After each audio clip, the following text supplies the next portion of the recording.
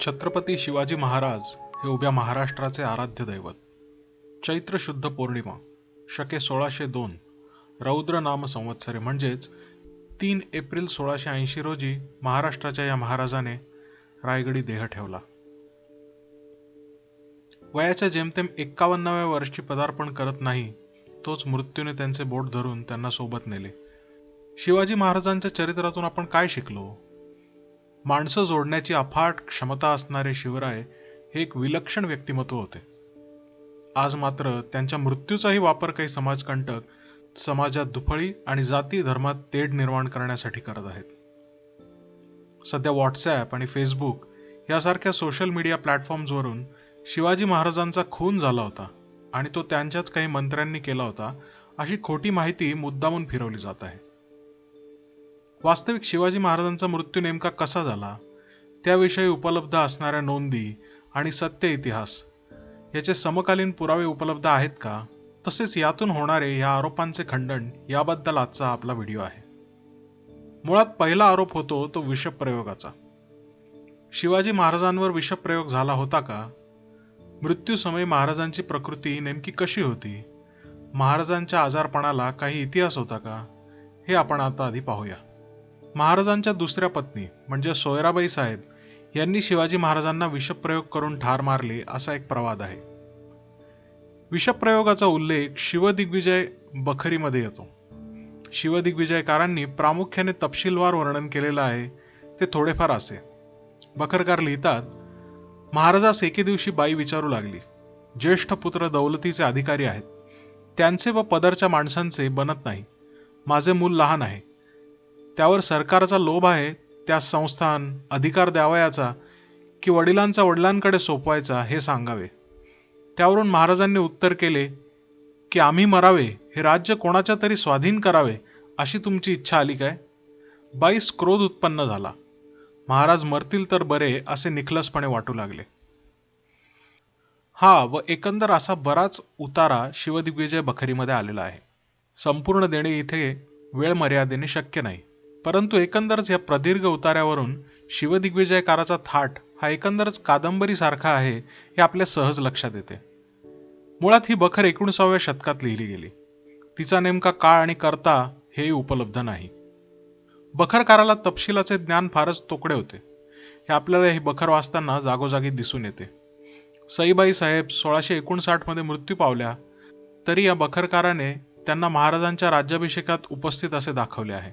बरेच प्रसंग रामदास स्वामींच्या उपस्थितीत घडले असे लेखक सदैव सांगतो. एकंदरच काय जदुनाथ सरकार म्हणतात त्याप्रमाणे ही बखर कादंबरीचेच दुसरे स्वरूप आहे. शिवदिग्विजय बखरीशिवाय विषप्रयोगाचा उल्लेख मल्हार रामराव चिटणीस यांच्या बखरीत येतो, ज्यात छत्रपती संभाजी महाराज हे सोयराबाई यांना विषप्रयोगाचा आरोप ठेवून भिंतीत चिणून मारतात असा एक उल्लेख आलेला आहे. शिवदिग्विजय प्रमाणेच ही बखर 19व्या शतकात लिहिली गेलेली आहे. मुळात या दोन्ही बखरी 19व्या शतकातील असून शिवाजी महाराजांच्या नंतर सुमारे 200 वर्षांनी या लिहिल्या गेल्या. मुळात शिवाजी महाराजांची प्रकृती निधनापूर्वी काही वर्ष अत्यंत नाजूक होती. शिवाजी महाराज आजारी असल्याचे अनेक उल्लेख आपल्याला समकालीन कागदपत्रातून बघायला मिळतात. त्यातले काही उल्लेख बघूया. 91 कलमी बखर ही शिवाजी महाराजांच्याच मंत्रिमंडळात असलेल्या दत्ताजी पंत वाकनवीस यांनी लिहिलेली. त्यामध्ये एक उल्लेख आलाय, सावंतांचा जमाव करून तळे घोसाळे येथील मुलूक मारून महाराज गेले. ते समयी महाराजांचे शरीर स्वस्थ नव्हते, याच करता श्री हरिहरेश्वरी जाऊन तेथे व्यथेचा परिहार केला. पुढे यात आणखी एक उल्लेख आहे, शिवाजी महाराज भोपाळगड व बहादूरबिंडा हे किल्ले घेऊन परत आले, तेथे त्यास काही व्यथा झाली व नंतर ती बरी झाली. यानंतर शके 1601 मध्ये त्यांनी राजारामाचा विवाह केला. म्हणजेच साधारण राजाराम महाराजांच्या विवाहाच्या दरम्यान महाराजांची तब्येत ही बरी नव्हती. तत्पूर्वीही म्हणजे महाराज औरंगजेबाच्या कैदेतून सुटून राजगडावर परत आले त्यानंतरही ते बहुत काळ आजारी होते. एकंदरच काय महाराजांची सदैव दगदग, स्वराज्य उभारणीची धडपड आणि सतत चाललेला प्रवास ह्याचा महाराजांच्या प्रकृतीवर परिणाम होत होता. इंग्रजांच्या कागदपत्रात तर महाराज आजारी असल्याचे तसेच महाराजांचा मृत्यू झाल्याच्या अनेक नोंदी गेलेल्या आहेत. इंग्रजांचा पत्रव्यवहार हा बऱ्याच वेळी मुंबई ते सुरत किंवा मुंबई बंदर ते स्वाली बंदर या दरम्यान चालू असायचा. 24 जानेवारी 1676च्या एका पत्रात इंग्रजांनी उल्लेख केलाय की here is a flying report that we have received that Shivaji is dead. म्हणजे शिवाजी महाराज जाण्याच्या निदान 4 वर्ष आधीपासूनच शिवाजी महाराज गेल्याच्या अफवा या इंग्रजांपर्यंत पोहोचत होत्या. इंग्रज 7 एप्रिल 1676 मध्ये लिहितात, the report steel continues of Shivaji's death, but eight it is much doubted whether he was poisoned by his barber. For a long time he had not appeared for abroad. म्हणजे शिवाजी महाराज बरेच काळ झाले बाहेर कुठे दिसलेले नाहीत, अशी एक अफवा आली आहे की त्यांच्या न्हाव्यानेच त्यांना विष दिले. परंतु पुढे इंग्रजांनाही कळू लागले होते की ह्या निव्वळ अफवा आहेत, यावर विश्वास ठेवण्याचे कारण नाही. कारण पुढच्या त्यांच्याच काही पत्रांमध्ये आपल्याला ही वाक्य दिसून येतात. 25 मार्च 1675च्या इंग्रजांच्या एका पत्रात आणखी एक उतारा दिसून येतो. The news of Shivaji's death is also discoursed from Bombay and other parts, but yet there is no certainty thereof. However, we would have you to be cautious and circumspect in your proceedings and use your best endeavors to secure the honorable company's estate from any accident. एकंदरच काय, इंग्रजांच्या या पत्रांवरून शिवाजी महाराज 1676 मध्ये आजारी असल्याचा पहिला उल्लेख सुरतेच्या इंग्रजांच्या 24 जानेवारीच्या पत्रात आहे. त्याचप्रमाणे महाराज बरा झाल्याचा उल्लेखही राजापूरच्या इंग्रजांच्या 13 मार्चच्या पत्रामध्ये आपल्याला दिसून येतो. यानंतर त्वरितच पाली गावात खराडे आणि काळभोर यांच्या दरम्यान एक प्रसिद्ध महजर झाला. त्या महजरात म्हणजे न्यायदानाच्या विधीत शिवाजी महाराज प्रत्यक्ष हजर होते. त्यानंतर ते बहुधा साताऱ्याला मुक्कामी गेले असावे, कारण ते सातारा मुक्कामी आजारी पडल्याचा उल्लेख पुढे आपल्याला दिसून येतो. रामदासी संप्रदायाच्या पत्रात एक पत्र मिळाले. त्यात कल्याण स्वामी पत्र लिहिण्यापूर्वीची घडलेली हकीकत सांगतायत. त्या पत्रावरून असं दिसतं की शिवाजी महाराज साताऱ्यास आजारी असून रामदास स्वामींनी प्रसाद घेऊन कल्याण स्वामी साताऱ्याच्या किल्ल्यावर पाठवले. पहारेकरी किल्ल्याचा दरवाजा उघडत नव्हते. त्याचवेळी रामदास स्वामींनी आपल्याकडे त्यांच्या एका शिष्याला पाठवले आहे असे शिवाजी महाराजांना स्वप्न पडले व त्यांनी स्वतः दरवाजा उघडण्याचा हुकूम सोडला, अशी हकीकत कल्याण स्वामींनी नोंद करून ठेवलेली आहे. याचबद्दल आणखी एक नोंद मिळते, ती शिवाजी राजांनी इंग्रजांकडून मागवलेल्या औषधांची. दिनांक 14 मे 1677चा फोर्ट सेंट जॉर्ज येथील कन्सल्टेशनचा रिपोर्ट अवेलेबल आहे. त्यात शिवाजी राजांकडून निरोप आणि पत्रे घेऊन काही माणसं आली आणि त्यांनी काही पुष्टिकारक रत्न आणि विषावरचे उतारे मागवले होते असं त्याच्यात लिहिलेलं आहे. यातले विषावरील उतारे जसं आपल्याला विचार करायला लावतं, तसंच त्यातील पुष्टिकारक रत्न हे महत्वाचं आहे. मुळात इंग्रजी पत्रातला उल्लेख कॉर्डियल स्टोन्स असा आहे. कॉर्डियल स्टोन्स हे पुरातन काळापासून ग्रीक आणि अरेबियामध्ये औषधोपचारासाठी वापरले जात असत. त्यांचा उपचार 15व्या आणि 16व्या शतकात अगदी चरमसीमेवर पोचला होता.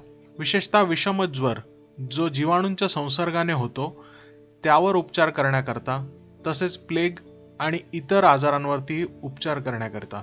एकंदरच काय, जालना स्वारीतून झालेली दगदग, महाराजांनी पट्टा या किल्ल्यावरती केलेला आराम, त्यामुळे त्या किल्ल्याला विश्रामगड हे मिळालेले नाव आणि पुढे महाराजांचे हे प्रदीर्घ आजारपण आणि त्याचे मिळणारे अनेक उल्लेख, यावरून एवढे स्पष्ट होते की दक्षिण दिग्विजय आणि त्यानंतरच्या काळामध्ये महाराज सतत आजारी होते. त्यांनी केलेल्या स्वराज्य उभारणीच्या कार्याचा त्यांच्या शरीरावरती हळूहळू परिणाम होत होता. त्यांचे शरीर आतून क्षीण होत चालले होते. यानंतर प्रश्न येतो तो शिवाजी राजांच्याच मंत्र्यांनी त्यांची हत्या केल्याचा. मुळातच हा आरोप हास्यास्पद आहे, कारण तो करणाऱ्याने इतिहासाचा किंचितसाही अभ्यास केला नसावा.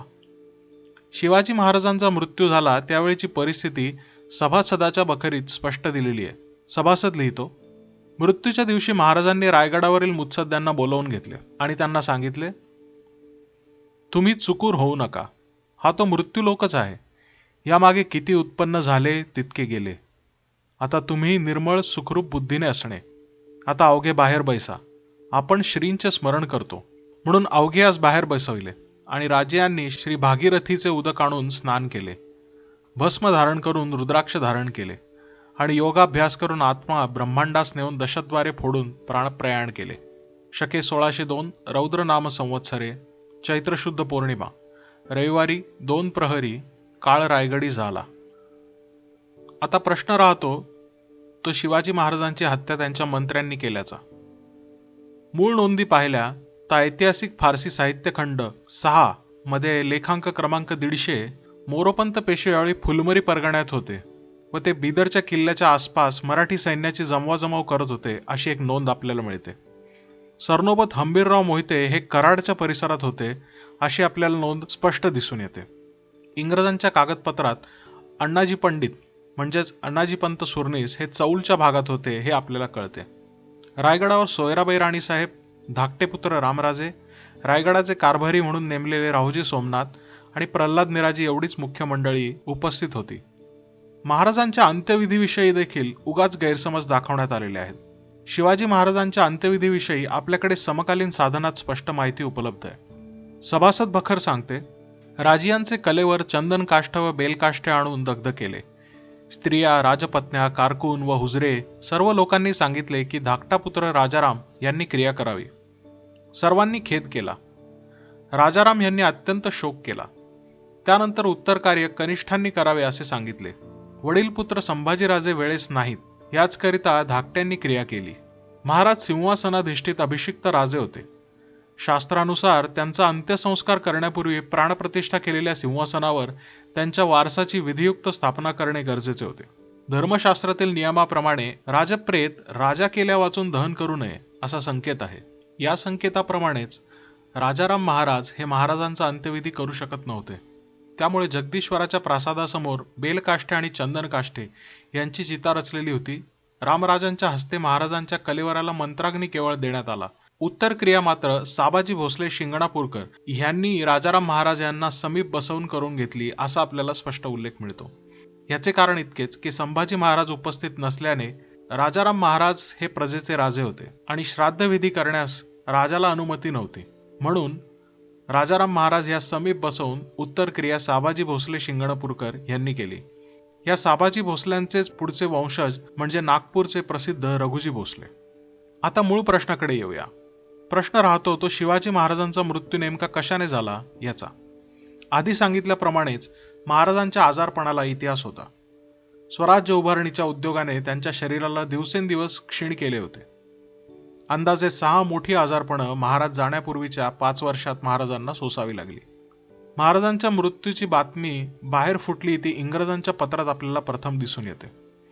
28 एप्रिलच्या पत्रात इंग्रज स्पष्टपणे ब्लडी फ्लक्स झाल्याचा उल्लेख करतात. महाराजांच्या आजारपणाची पूर्वीची लक्षणे ही याच रोगाशी निगडीत आहेत. महत्वाचा मुद्दा म्हणजे ब्लडी फ्लक्स याचा अर्थ रक्ताची उलटी नव्हे. मुळात हा रोग अत्यंत जुना असून पशु, पक्षी, घोडे, गायी यांच्यात तसेच त्यांच्या सान्निध्यात असणाऱ्या लोकात अधिक आढळून येत असे अभ्यासक विजयराव देशमुख यांनी नमूद केलंय. ब्लडी फ्लक्स हा मुळात डिसेंट्रीचा प्रकार असून यात रक्ताचा अतिसार होतो व शरीरातील जीवाणूंचा सामना करताना शरीराचे तापमान प्रचंड वाढत राहते आणि त्यात पुढे रोगी दगावतो. हा रोग जगात अनेक शिपायांना झाल्याच्या नोंदी मिळतात. 5व्या शतकापासून तसेच दुसऱ्या महायुद्धाच्या वेळीही युरोपात या रोगाच्या अनेक नोंदी आपल्याला आढळतात. याबद्दल आपल्याला आणखी एक पुरावा मिळतो.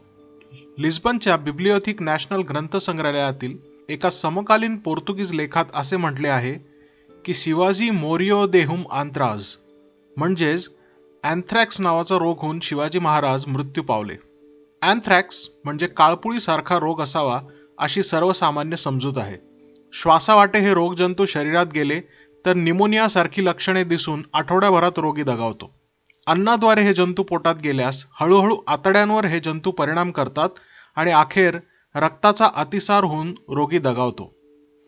अँथ्रॅक्सच्या प्रकारावरून महाराजांना इंटेस्टिनल अँथ्रॅक्स झाला असावा असे साधारण वाटते. जालनापूरच्या अखेरच्या मोहिमेत महाराज बराच काळ घोड्यांच्या सहवासात होते. मोहिमेत धावपळ, पाठलाग या गोष्टींमुळे स्वस्थता नव्हती. महाराजांसोबत 20,000 घोडेस्वार होते. या मोहिमेत महाराजांना अन्नाच्या माध्यमातून रोगाची लागण झाली असावी, परंतु अत्यंत धावपळीमुळे प्रकृतीकडे लक्ष देण्यास त्यांना उसंत नव्हती आणि या काळातच रोगाने उग्र रूप धारण केले असावे. परिणामस्वरूप शेवटच्या 12 दिवसात महाराजांचे शरीर विषाक्त झाले आणि अखेर रक्ताचा अतिसार होऊन ते मृत्यू पावले. इंटेस्टिनल अँथ्रॅक्स हा रोग मनुष्यांमध्ये क्वचित आढळणारा आणि निदान करण्यास कठीण आहे. आजच्या काळातही सुसज्ज प्रयोगशाळा मलचिकित्सा केली तरच याचे निदान होऊ शकते. वरकरणी लक्षणे मात्र विषप्रयोग झाल्यासारखी दिसतात. शिवकाळात आजच्या इतके वैद्यकशास्त्र प्रगत नव्हते. वैद्य किंवा हकीम हे पारंपरिक उपचार करणारे असत. नाडी परीक्षा, ज्वर परीक्षा किंवा कफ वात पित्त यांची चिकित्सा करणारे शास्त्र त्या काळी होते. चिकित्सेसाठी लागणाऱ्या प्रयोगशाळाही त्यावेळी रायगडावर नव्हत्या व या रोगाची संभावनाही कुणाच्या लक्षात आली नसावी. सारांश: महाराजांचा मृत्यू आजारपणामुळे व नैसर्गिक झाला, त्यात घातपात नव्हता. वास्तविक विचार करता महाराजांचे केवळ शरीर अनंतात विलीन झाले. त्यांनी निर्माण केलेले स्वराज्य, लोक, गडकोट सगळे काही प्रजेच्या स्वाधीन करून महाराज गेले, परंतु याच रूपात ते चिरंजीवही झाले आहेत. त्यांच्या विचारांनी महाराष्ट्र आणि पुढे भारतवर्ष घडला. जाता जाता एक अत्यंत महत्वाची नोंद सांगावीशी वाटते. महाराजांच्या मृत्यूनंतरही त्यांच्या शत्रूंचा या मृत्यू वार्तेवर विश्वास बसत नव्हता. त्यांच्या वारंवार येणाऱ्या मृत्यू वार्तांच्या संदर्भात हुगळीच्या इंग्रजांनी सहजगता व्यक्त झालेली एक प्रतिक्रिया फारच मार्मिक आहे. दिनांक 13 डिसेंबर 1680च्या पत्रात ते लिहितात, Shivaji had died so often that some begin to think him immortal. म्हणजे शिवाजी महाराज आजपर्यंत इतक्या वेळा मेलेले आहेत की काही लोकांनी त्यांना आता अमर समजायला सुरुवात केली आहे. कधी कधी सहजगत्या निघालेले उद्गार कसे भविष्यसूचक ठरतात याचे हे उत्कृष्ट उदाहरण आहे. शिवाजी महाराज अमर आहेत, चिरंजीव आहेत आणि यावत चंद्र दिवाकरो त्यांच्या कीर्तीचे पोवाडे, त्यांचे गडकोट, उसळणाऱ्या सागर लाटा, सह्याद्रीचा काळा कातळ, अवघी महाराष्ट्र भूमी, मंदिरांचे घंटानाद आणि शाहिरांचे डफ हे गातच राहतील. धन्यवाद.